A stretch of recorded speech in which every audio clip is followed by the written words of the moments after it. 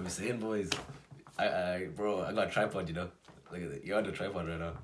Bro, like 20 quid, easy, man. 20 pounds. Hopefully the angle's alright. Because I put it on like a higher angle. Usually have it, on the last video I had it lower and pointed up. Right now it's up and it's pointing down. I basically, I'm gonna just talk about the 4-hour work week. Because I just finished it.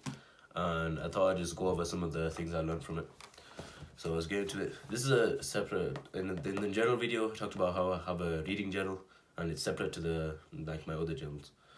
I just write a kind of insights that I get from the book. That's all. Alright, let's get into it. Alright, number 1. What we fear doing most is usually what we need to do. Now, this is a very, very, very good insight. That's literally the first thing I wrote down about that book. Usually, when you say, let's say, what are we scared to do? Say we're scared to go to the gym, right? Because it's like the first time, it's like the second time we ever went to the gym. And we think we were going to do some next 2-hour workout or something like that. Yeah, we think it's going to be very, very grueling. We think it's going to be proper hard. But usually when you fear going to the gym, or you kind of just don't want to go to the gym, that's pretty much what you need to do, right? Like to get over fear. And in actually another book, it's called The Magic of Thinking Big. I read that a while ago. The one thing I got from that book is action cures fear. So if you're scared to do something, take the first step towards it and you'll be okay. Alright, next one. Everyone else is insecure too. Now this is what I interpret to do about ego. We all think we're kind of like we all think we're the main characters of the whole world. You get me?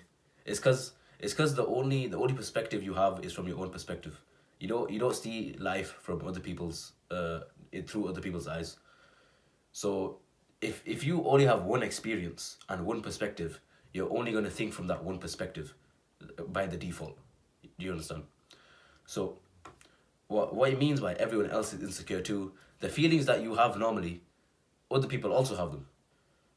When you go through life and you don't reflect on other people, you kind of just think they're just like, I don't know, passive beings. Like they have no emotions, they have no feelings. Well, not emotions and feelings, but they have no like higher order thoughts. Yeah, let's keep it at that, higher order thoughts. So what this is saying is that other people also have the same thoughts as you. So if you think, oh, I'm scared to go to the gym because people are going to judge me, no one's going to judge you because everyone else is doing their own thing. Everyone else is thinking about their own things. Maybe everyone else is also thinking, oh, everyone else is going to judge me.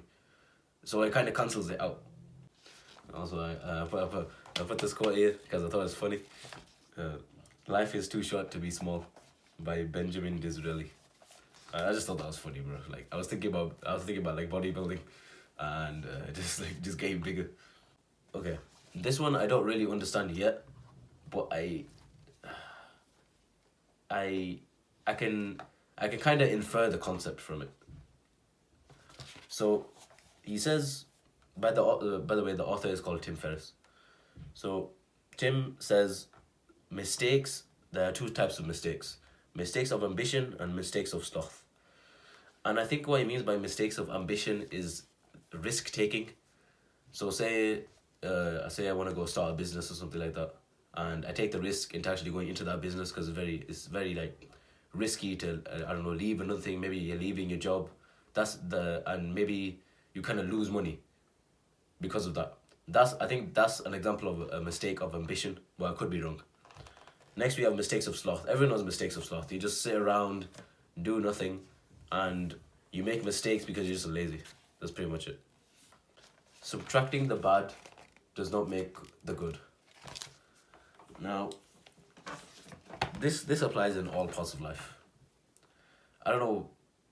Honestly, my mind's gone blank right now. Okay, I thought of an example. Alright. Thank you for waiting.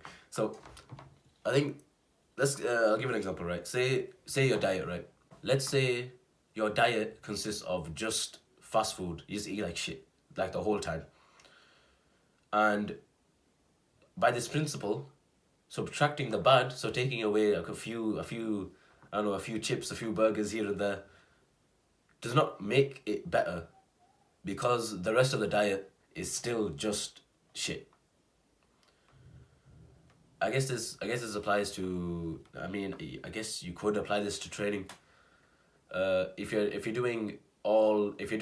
form's all fucked up in it, you're not gonna by taking away like exercises, you're not gonna make the form magically better.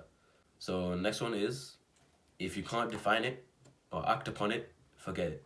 Now I really like this one because I think it's rooted in Stoic principles. If you cannot define something or control something, if it's outside of your control, which according to Stoicism is everything outside of your mind, then this means that you shouldn't contribute any mental energy towards that specific thing anymore. Because it's basically just a waste of mental energy if you can't control the thing. It makes logical sense. Next one. In order to do the big things, you have to let the small bad things happen. Right?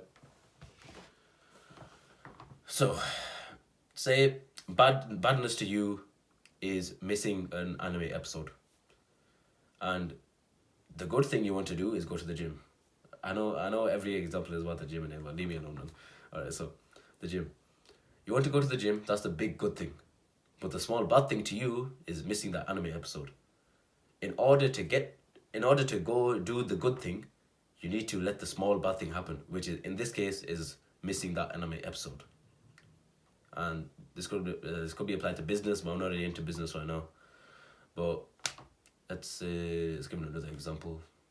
Let's say you've got a big school project that you need to do, and let's say your phone's on silent or do not disturb, which mine always is, by the way, and I recommend you should do that as well, because it's just better. Like, you're not distracted, there's no distractions. Speaking of distractions, so you want to do the school project and you want to do it without distractions, so you turn your phone off or put it on silent. Say after you've done some amount of work, you could turn your phone back on and you got like angry text messages from your mom or something like that because you haven't been texting her, or you haven't been texting your dad or something like that. Those are the small bad things. But to do the big good thing, you have to let those small bad things happen. Otherwise, if you left your phone on and you kept getting distracted, you would have never finished that project or finished the time for the project.